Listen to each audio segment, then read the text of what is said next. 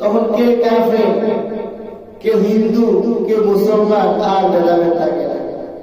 যে এত বছর ভগবান ভগবান বলতো, যে এত বছর সনাম সনাম বলেছে, যে এত বছর বিভিন্ন জিনিসের পূজা করতো, আজকে সেও আল্লাহ আল্লাহ বলে ডাকে।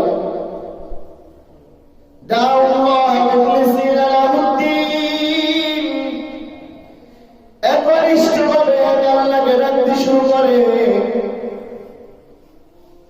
লাইন আনজাইতানা মিন হাযিহি লানাকুনান্না মিনাশ শাকিরিন। যদি এই অবস্থা, এই সিচুয়েশন থেকে আমি তাদেরকে পরিত্রাণ দিই, লানাকুনান্না মিনাশ শাকিরিন, তাহলে মানে আল্লাহকে বলতে থাকে, আল্লাহ লাইন আনজাইতানা মিন হাযিহি, হে আল্লাহ যদি আমাদেরকে অবস্থা থেকে মুক্তি দেন, যদি চতুর্মুখী বাতাস, চতুর্মুখী ঢেউ থেকে জাহাজটাকে বাঁচাই দেন, না ডুবাই, তাহলে আমরা সকলে বলে আপনার শুকর গুজার করব। فلما أنجاهم إذا هم يبغون في الأرض بغير الحق, যখন তাদের দোয়া কান্নাকাটির কারণে আল্লাহ তাআলা তাদেরকে জাহাজটা সমুদ্রের ধারে পৌঁছে দিলেন, যখন গন্তব্যে পৌঁছে দিলেন, আনজাহুম ইযা হুম ইয়াবগুন, তখন সমুদ্রের পাড়ে গিয়ে কয়েকটি ড্রাইভারটা ভালো আছে, কে ভালো আছে? নাউযুবিল্লাহ বলে কত বড় শির! এতক্ষণ তো আল্লাহ আল্লাহ ছাড়া আর কোনো শব্দ নাই, আল্লাহর কাছে দোয়া কান্নাকাটি করতেছে। যারা জীবনে চেষ্টা করে না তারাও চেষ্টা করতেছে, যারা জীবনে আল্লাহকে ডাক দেয় তারাও আজকে আল্লাহকে ডাক দিচ্ছে, দিয়ে বলতেছে লাইন আনজাইতানা, যদি আল্লাহ আমাদেরকে বাঁচিয়ে দাও, আমরা কথা দিচ্ছি আমরা শুকরগুজার হয়ে যাব, লানাকুনান্না মিনাশ শাকিরিন, আপনার কৃতজ্ঞশীল বান্দাদের অন্তর্ভুক্ত আমরা হয়ে যাব। এই কথা বলতে না বলতে আল্লাহ তাআলা তো ধৈর্যশীল, রহমওয়ালা।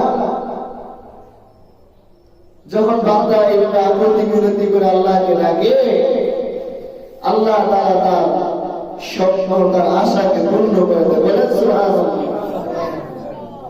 আমার জীবনের সমস্ত আশা পূরণ করতে পারেন কে?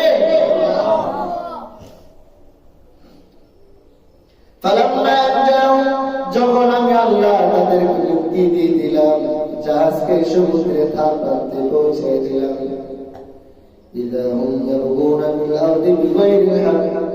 তখন অন্যায়ভাবে তারা জমিনের মধ্যে অপরাধ শুরু করে, ফাসাদ শুরু করে। অথচ এই অনুভূতি হওয়ার কথা ছিল যে আল্লাহ তাআলা তো আমাকে না মেরে বাঁচিয়ে দিয়েছে, আমি আল্লাহর জমিনে কোনো দাঙ্গা হাঙ্গামা করব না, আমি আল্লাহর জমিনে কোনো ফাসাদ সৃষ্টি করব না। যে কিনা আল্লাহ তাআলা বাঁচিয়ে দিলেন, তখন বলে ড্রাইভারটা অনেক ভালো ছিল, নাইলে আমরা শেষ হয়ে যেতাম। এই ধরনের মন্তব্য যারা করে, হাদিস শরীফের মধ্যে আছে 7টি গুনাহ, 7টি গুনাহ,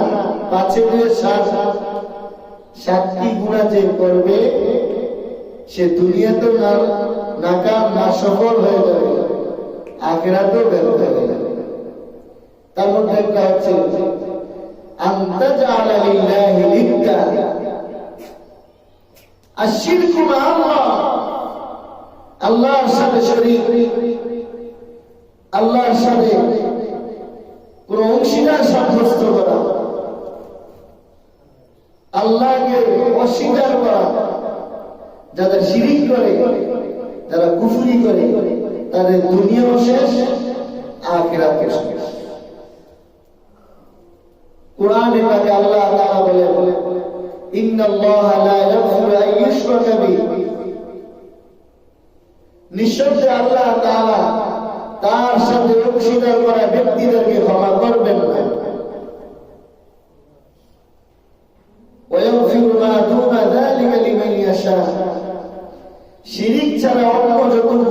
আছে, আল্লাহ চাইলে ক্ষমা করে দিতে পারে।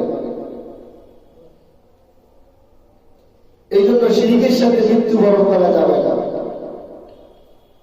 আজকে এক আলোচনা শুনতেছিলাম, লালবাগে মাদ্রাসাতে উনি হাদিস পড়ান। উনি বলতেছেন কেউ যদি অবৈধ প্রেম প্রীতি করে এটাও শিরক। কি প্রেম? অবৈধ প্রেম, অবৈধ রিলেশন, অবৈধ গার্লফ্রেন্ড আছে না? পুরুষের আবার গার্লফ্রেন্ড হয় না। পুরুষের কি বন্ধু হবে? পুরুষ বন্ধু হবে, ঠিক না? বয়ফ্রেন্ড। কিন্তু আজকে পুরুষের কি হচ্ছে? গার্লফ্রেন্ড। তিনি বলতেছেন অবৈধ প্রেম শিরক। কারণ 7 শ্রেণীর লোক আরশে আজিমের নিচে ছায়া পাবে, তার মধ্যে এক শ্রেণী হচ্ছে তাহাব্বা ফিল্লাহ। তারা একে অপরকে ভালোবাসবে আল্লাহর জন্য। আমি আমার মাকে ভালোবাসবো কার জন্য? আমি আমার ছাত্রকে ভালোবাসবো কার জন্য? ছাত্র উস্তাদকে ভালোবাসবো কার জন্য? মানুষ একে অপরের ভালোবাসা হবে শুধুমাত্র আল্লাহর জন্য। স্বামী স্ত্রীকে ভালোবাসবে আল্লাহর জন্য, ভাই বোনকে ভালোবাসবে আল্লাহর জন্য, বোন ভাইকে ভালোবাসবে আল্লাহর জন্য, অন্য কোনো উদ্দেশ্য নয়। কিন্তু বয়ফ্রেন্ড আর গার্লফ্রেন্ড মিলে যে প্রেম প্রীতি চলছে, এটা কার জন্য? এটা তো আল্লাহ নিষেধই করেছেন। এটা তো আল্লাহ পাক নিষেধই করেছেন। অবৈধ প্রেম চলবে না, এটা হারাম। এটাকে আল্লাহর জন্য হবে? হবে না। আর আজবের রাষ্ট্র আমাদের আজবের রাষ্ট্র। আপনার 14 বছরের ছেলে মেয়ে প্রেম প্রীতি করে, রাষ্ট্রীয়ভাবে কোনো আইন নাই, বাধা নাই। কিন্তু 14 বছরের একটা ছেলে যদি বিয়ে করে সংসার করতে চায়, রাষ্ট্রীয় বাধা আছে। আছে কিনা? রাষ্ট্রীয়ভাবে বাধা দেওয়া হয়। কি প্রেম, কি বিয়ে? এটাকে বলে বাল্য বিবাহ। বাল্য বিবাহ নিষেধ, কিন্তু বাল্য প্রেম বৈধ রাষ্ট্রীয়ভাবে। নাউজুবিল্লাহ বলে। কিভাবে রাষ্ট্রের উন্নতি হতে পারে? কিভাবে বলে? এই জন্য সরকার যে করবে তার দুনিয়া শেষ, আখিরাতও শেষ। 1 নম্বর হচ্ছে আল্লাহর সাথে শিরক করা। আল্লাহর সাথে কোনো প্রকার অংশীদার সাব্যস্ত করা যাবে না। আল্লাহর সাথে কাউকে শক্তি সামর্থ্য ওয়ালা মনে করা যাবে না। আল্লাহ তাআলার সাথে কাউকে ক্ষমতাধর মনে করা যাবে না। আল্লাহ তাআলা নিজের ক্ষমতায় এক, তার সাথে আর কোনো মাবুদ নাই। আছে? লা তাজআল মা'আল্লাহি ইলাহান আখার। আল্লাহর সাথে অন্য কোনো ইলাহ তোমরা সাব্যস্ত করিও না। আল্লাহ তাআলার সাথে অন্য কোনো মাবুদ সাব্যস্ত করিও না। আল্লাহ তাআলার সাথে অধিক ক্ষমতাধর তুমি কাউকে সমান সমান মনে করিও না। এই জন্য আল্লাহ তাআলা চাইলে যা খুশি তাই করতে পারেন। যে পানি দিয়ে আগুন নিভানো হয়, আল্লাহ তাআলা চাইলে সেই পানির ভিতরে লঞ্চে আগুন জ্বালাইতে পারেন। পারেন কিনা? পারেন। আল্লাহ তাআলা চাইলে পারেন। আমার আপনার দ্বারা পানিতে আগুন জ্বালানো সম্ভব না। আগুন আমরা কি দিয়ে দিবেন? পানি দিয়ে। পানির ভিতরে আগুন জ্বালিয়ে দিলেন, কেমন ক্ষমতাওয়ালা! আমি আপনি চাইলে কোন উপকরণ ছাড়া পানির মধ্যে লোহা ভাসিয়ে রাখতে পারি না। আল্লাহ তাআলা চাইলে হাজার হাজার টন ভারী লোহার জাহাজকে আল্লাহ তাআলা সমুদ্রের মধ্যে ভাসিয়ে রাখতে পারেন। আমি আপনি চাইলে, এটা তো লোহা না, লোহা এটা কতটুকু বাইরে করলে সর্বোচ্চ 500 টাকা দামি ধরে এর বেশি তো হবে না। এইটাকে আমার এখানে আটকে রাখা সম্ভব? আপনারা কেউ পারবেন? পারবেন না। আল্লাহ তাআলা চাইলে হাজার হাজার টনের বিমানকে আকাশে উড়িয়ে দিবেন। কার চাওয়া? এবং কোন শক্তি আছে আল্লাহ তাআলা ছাড়া? যে শক্তি আসমানে লোহাকে চালাবে, কে আছে? এখন প্রশ্ন করতে পারেন, বিমান তো আমরাই বানাই, আল্লাহ চালাইলে কি করে? আপনার মাথায় মেধা দিছে গিয়ে আপনাকে যদি আমি বলি 5 লক্ষ টাকা দেব, আপনার সমস্ত মেধা বুদ্ধি মগজটা আমি নিয়ে নিব, রাজি হবেন? কয় লাখ টাকা দিলে আপনি আপনার এই মস্তিষ্ক বৃদ্ধি করবেন? বলেন কি পারবেন? কয় টাকা হলে দেবেন? লক্ষ লক্ষ টাকার বিবেক বুদ্ধি মাথার মধ্যে কে দিয়েছে? আল্লাহ দিয়েছে। আমার এই মেধা, আমার এই বুদ্ধি মুহূর্তের মধ্যে অল ফরম্যাট করে দিতে পারেন তিনি আল্লাহ। এখনই ভালো, একটু পরে পাগল হইতে পারে না? হইতে পারে। বয়সের সাথে সাথে মানুষের মেধা, মানুষের বুদ্ধিমত্তা এগুলো লোপ পেতে থাকে। এই জন্য দেখবেন বৃদ্ধ মানুষকে চালানোর জন্য উপদেষ্টা লাগে, বড় মানুষকে চালাইতে কি লাগে? উপদেষ্টা লাগে। আমাদের প্রধানমন্ত্রীর উপদেষ্টা আছে না? আচ্ছা, অর্থাৎ প্রধানমন্ত্রী রাষ্ট্রীয় বিভিন্ন চাপে তার মাথা কাজ করতেও পারে, নাও করতে পারে। যে উপদেষ্টা হবে, উপদেষ্টা লিখিত বক্তব্য প্রধানমন্ত্রী পেশ করে, কি বলে? নাকি নিজের থেকে কিছু বলে? প্রতিটা কনফারেন্সে প্রধানমন্ত্রী কার লিখিত বক্তব্য পেশ করে? উপদেষ্টার বক্তব্য। আমার মাথায় যে বুদ্ধি, যে জ্ঞান, যে মেধা আছে, এই সমস্ত মেধা মুহূর্তের মধ্যে ফরম্যাট করে দিতে পারেন কে? তাহলে বিমান কে বানাইল? আলহামদুলিল্লাহি রাব্বিল আলামিন। বিমান বানাইতে পারছে যে, প্রশংসা তো তার না। বিমান বানানে ওলার মাথায় বুদ্ধি যে দিয়েছে, প্রশংসা তার। রকেট বানাইছে, কত দ্রুত গতি এক যানবাহনের নাম রকেট। কত দ্রুত গতি! এত দ্রুত গতি রকেট আজ পর্যন্ত আল্লাহর বানানো তারকারাজি আলোর যে গতি সেটাও দিতে পারে না। আলোর গতি সেকেন্ডে 1,86,000 কিলোমিটার চলতে পারে। কয় ঘন্টা? 1 সেকেন্ডে 1,86,000 কিলোমিটার গতিতে এটা চলে। কত দ্রুত, কত দ্রুত! আজ পর্যন্ত কি দুনিয়া এমন কোন যানবাহন বের হয়েছে? এবং আলোর গতি হারে এমন যানবাহন যদি তৈরি হয়, যেই যানবাহন প্রতি মিনিটে 3,000 লক্ষ মাইল গতিতে দৌড়িতে পারে, যদি এমন কোন যানবাহন কখনো তৈরি হয়, এমন যানবাহন আকাশে একটা তারা আছে, একটা গ্রহ আছে, ওই গ্রহতে পৌঁছতে তার সময় লাগবে 500 বছর। কত বছর? তাইলে আমাদের রকেট দিয়ে পৌঁছে তো 1 বছরে যথেষ্ট। কি বলে? আল্লাহু আকবার বলে। যে কথা বলতেছিলাম, সমস্ত ক্ষমতার মালিক তিনি, যিনি আমাদেরকে বানিয়েছেন, যিনি আসমান জমিন নবমণ্ডল ভূমণ্ডল সমস্ত কিছু সৃষ্টি করেছেন, সমস্ত ক্ষমতা তার। আন্নাল কুওয়াতা লিল্লাহি জামিআ।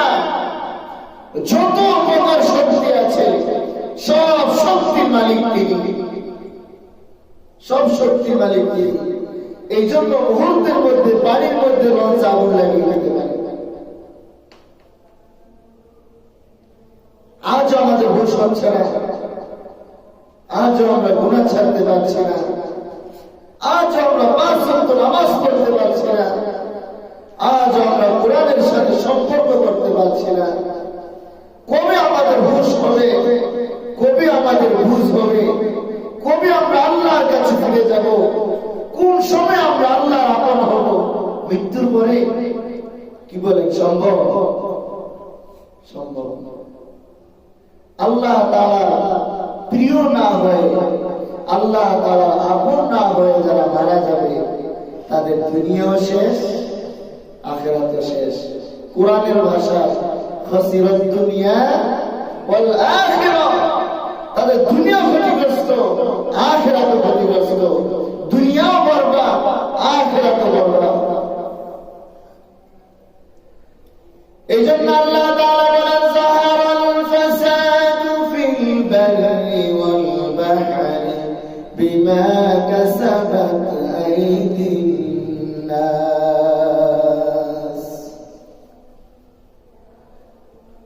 স্থলে এবং জলের মধ্যে যত রকমের পাপ, যত রকমের অন্যায় প্রসারিত হয়েছে, সমস্ত কিছু মানুষের হাতের কামাই। বিমা কাসাবাত আইদিন নাস, মানুষের হাতের কামাই। আজকে জমিনে যত দাঙ্গা হাঙ্গামা ফাসাদ সব আমাদের হাতের কামাই। আজকে সমুদ্রের মধ্যে যত দাঙ্গা হাঙ্গামা, যত অগ্নি ফাসাদ হচ্ছে সব আমাদের হাতের কামাই। সমুদ্রের মধ্যে জাহাজে আগুন কেন লাগান? লিউযীকাহুম বা'দাল্লাযী আমিলু লাআল্লাহুম ইয়ারজিউন, তারা যেন তাদের কৃত আমলের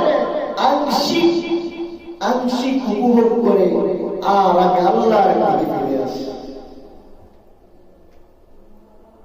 ওয়ায়াফু আন কাসীর, আল্লাহ তাআলা বলে, বান্দা আমি তো তোমার অধিকাংশ গুনাহ ক্ষমাই করে দেই, কিছু অপরাধের জন্য আমি তোমাকে বা'দাল্লাযী আমিলু, আমার আমলের কিছু শাস্তি আমি তোমাকে দেই। তোমার আমলের কিছু শাস্তি আমি তোমাকে দেই কেন? যেন তুমি আমার দিকে ফিরে আসো, আমার দিকে ফিরে আসো। জমিনে করুণা কেন? যেন মানুষ আল্লাহর দিকে ফিরে যায়। অনুগ্রহ কেন? যেন মানুষ আল্লাহর দিকে ফিরে যায়। কিন্তু মানুষের আজও সে অনুভূতি হয় নাই। এটা হচ্ছে সবচেয়ে বেশি পরিতাপের বিষয়। আজ আমাদের সে অনুভূতি হয় নাই, আজ আমাদের অনুভূতি জাগ্রত হয় নাই। আর কখন, কোন সময় আমাদের অনুভূতি জাগ্রত হবে? মৃত্যুর পরে অনুভূতি জাগ্রত হইলে আর কোনো কাজে আসবে না, কোনো কাজে আসবে না। মৃত্যুর ফেরেশতা দেখার পরে তওবা করবে, কবুল হবে না, কবুল হবে না। এই জন্য মেরে ভাই, একটু ফিরে আসেন, আল্লাহ তাআলার দিকে ফিরে আসেন।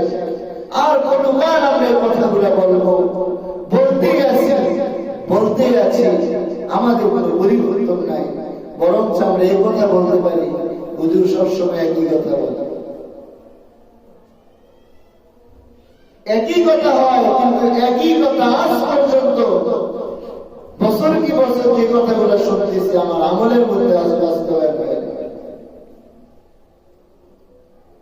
আজীবনই তো বলছি নামাজ পড়ো, কতজন যুবক নামাজি হয়েছে বলে? নাতি চিন্তা করে দাদার বয়স হলে নামাজ পড়ো,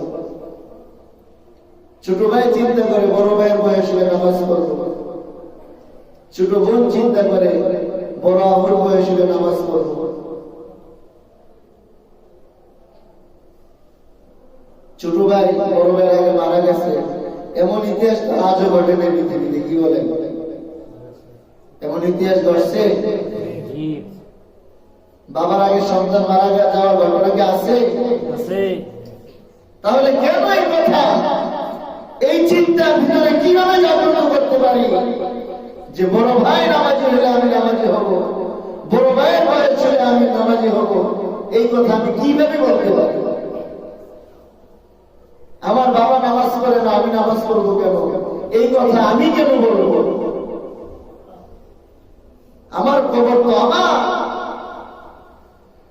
হযরত উসমান রাদিয়াল্লাহু তাআলা আনহু কবরের পাশ দিয়ে যখন হেঁটে যান, কবরের পাশ দিয়ে হেঁটে যাওয়ার সময় সব সময় কান্না করতেন। এত বেশি কান্নাকাটি করতেন, ওনার দাড়ি মোবারক সব ভিজে যেত। সাহাবায়ে কেরাম রাদিয়াল্লাহু তাআলা আনহু জিজ্ঞাসা করলেন, ইয়া আমিরুল মুমিনিন, হে আমাদের আমির, আমাদের নেতা, নবীজি আপনাকে জান্নাতের সুসংবাদ দিয়েছে, অথচ আপনি কবর দেখলে কান্নায় ভেঙে পড়েন, কারণটা কি? হযরত উসমান রাদিয়াল্লাহু তাআলা আনহু বলেন, জান্নাত তো হচ্ছে কবরের পরবর্তী ধাপ, কবর তো হচ্ছে জান্নাতে যাওয়ার আগের ধাপ সমূহের মধ্যে প্রথম ধাপ। আমার কবর কি হবে, আমার কবরে কি উপায় হবে, সে ব্যাপারে কোনো গ্যারান্টি তো আমি পাই নাই। এই জন্য কবর দেখলে আমি ভয়ে ভীত সন্ত্রস্ত হয়ে যাই। আজকে কবরের পাশে বাড়ি, কবরের পাশে ওয়ালে বসে বসে আমাদের যুবকরা, আমাদের ছেলেরা, আমাদের মেয়েরা মোবাইলে অশ্লীল বেহাইয়া পড়া, বেরেল্লা পড়া দেখছে। দেখছে না? আপনি কি করেন?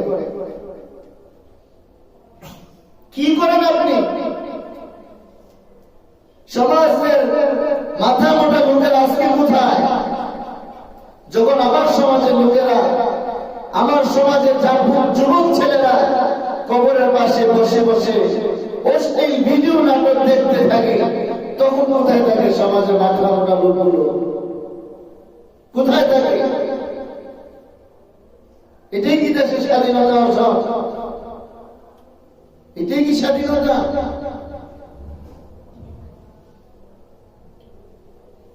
অশ্লীল কাজে বাধা নাই, হক কথা বললে গায়ে লাগে, জলে সার্কেল হয়ে যায়, হুজুরকে বিদায় করে দাও, এমন কথা কেন বললো যেটা আমাদের গায়ে লাগে? এমন হচ্ছে না? এই সমস্ত মানসিকতা কোন নেতা, কোন নেতৃস্থানীয় লোকের হইতে পারে না। সুস্থ নেতৃত্বে যারা আছে তারা এই চিন্তা করতে পারে না। কোরআনের কথা যারা বলে তারা জেলে ঢুকে, আর যারা অপরাধের সাথে জড়িত, অপরাধের কথা বলে, তারা আজকে বুক টান করে হাঁটে, বুক টান করে হাঁটে। আজকে ওলামায়ে কেরাম দিনের পর দিন, রাতের পরে রাত জেলের অন্ধকার ঘরের মধ্যে পার করছে, আর সমস্ত অপরাধীরা যারা রাষ্ট্রের সাথে গাদ্দারি করেছে, যারা এই জাতির মানুষের সাথে গাদ্দারি করেছে, যারা দেশের ব্যাংকগুলোকে লুটপাট করে খেয়েছে, তারা আজকে বুক টান টান করে হাঁটে। রাষ্ট্রের এই নিয়ে কোনো মাথা ব্যথা নাই। রাষ্ট্রের মাথা ব্যথা শুধু ওলামায়ে কেরামকে নিয়ে, যারা তাদের শুভাকাঙ্ক্ষী, যারা তাদেরকে অন্যায় পথ থেকে বাধা দিতে চায়, যারা রাষ্ট্রের জন্য নিজের জীবনকে উৎসর্গ করার জন্য সবসময় তৈরি, আজকে তারা জেলের ভিতরে দুঃখে দুঃখে পড়ছে। অসুস্থ আলেম ওনার হাতে পড়া, পায়ে পড়া লাগিয়ে হসপিটালে চিকিৎসা দিয়ে যাচ্ছে, আর অপরাধীরা নেচে গিয়ে হেলে গেলে তারা জেল থেকে বের হয়ে আসে। এটাই কি স্বাধীনতা? এটাই কি স্বাধীনতা? স্বাধীনতার 50 বছরও আজকে দেশের মানুষ কোন স্বাধীনতার মূল্যের মূল্য বুঝতে পারে না। আজও আমরা অপরাধী। পাকিস্তান থেকে দেশকে স্বাধীন করে অন্য দেশের কাছে আমরা অপরাধী, তো লাভ হইল কি? পরাধীনই থাকতাম। আজকে স্বাধীনতার ইতিহাস বলা হয়, ওলামায়ে কেরামকে মাইনাস করে, ওলামায়ে কেরামকে মাইনাস করে স্বাধীনতার ইতিহাস হইতে পারে না। স্বাধীনতার যুদ্ধে ব্রিটিশ খেলা আন্দোলনের সর্বপ্রথম ওলামায়ে কেরামের যুদ্ধের মাধ্যমে দেশের জনগণ যুদ্ধের প্রতি উদ্বুদ্ধ হয়েছে। ব্রিটিশ খেলা আন্দোলনে কারা জীবন দিয়েছে? হাজার হাজার আলেমদেরকে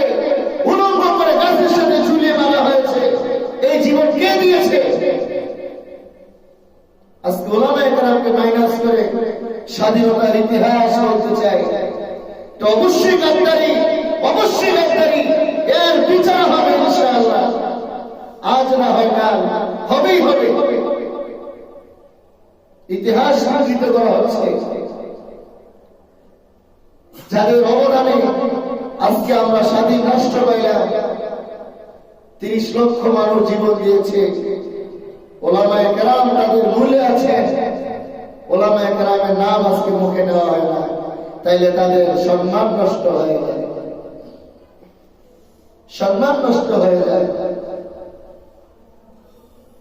সত্যিকার অর্থে যদি আপনি ইতিহাস চর্চা করেন তাহলে দেখবেন যুদ্ধের 9 মাস, এই 9 মাসের 7 মাসে আমাদের শেখ মুজিবুর রহমান সাহেব পাকিস্তানের কাছে আটক ছিলেন না? এটা বানিয়ে বলতেছি, ইতিহাস আছে তো। তাহলে জীবন দিল কি? স্বাধীনতা হইল গা?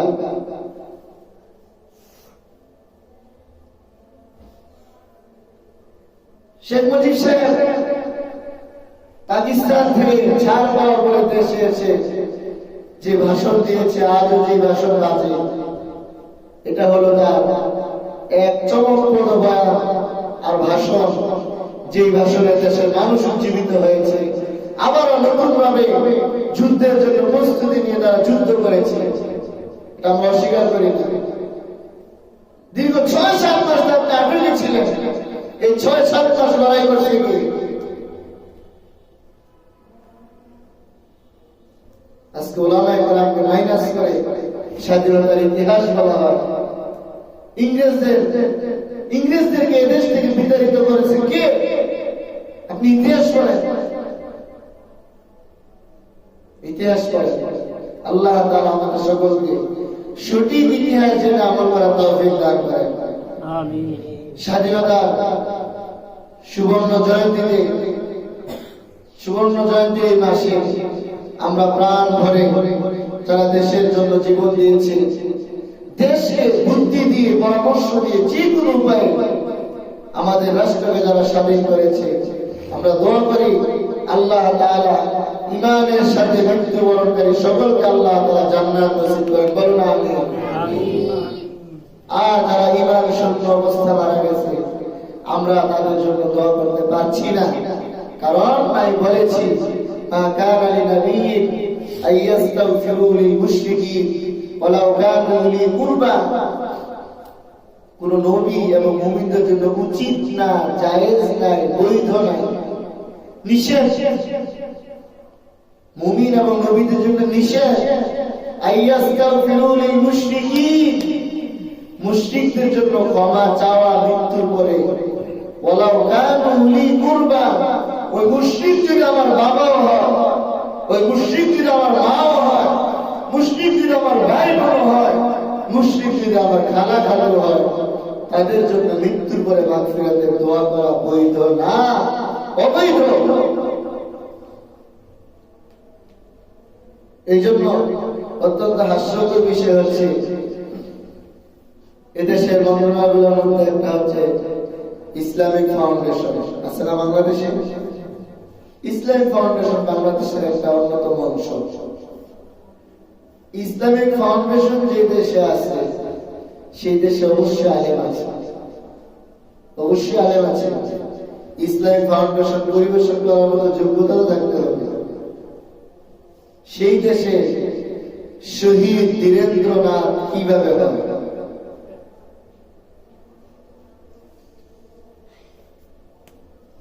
ধীরেন্দ্রনাথ দেশের জন্য অবশ্যই সে জীবন দিয়েছে। অনেক আছে আমার কথা বলা মানে একটু অন্যরকম লাগতে পারে, শরীরে মেচিউর হইতেও না পারে, আত্মা জ্বালাপোড়া করতে পারে, কিন্তু আমি প্রশ্ন করছি, আমি এটা নিয়ে আমার কোনো কথা নেই, আমি প্রশ্ন করি শহীদ তো যারা আল্লাহর দ্বীনকে উঁচু করার জন্য ঈমানের সাথে আল্লাহর রাস্তায় জীবন উৎসর্গ করে তারা শহীদ। ধীরেন্দ্রনাথ দেশের জন্য যুদ্ধ করেছে, দেশের মানুষের জন্য জীবন দিয়েছে, ঈমানের সাথে দিতে গেলে।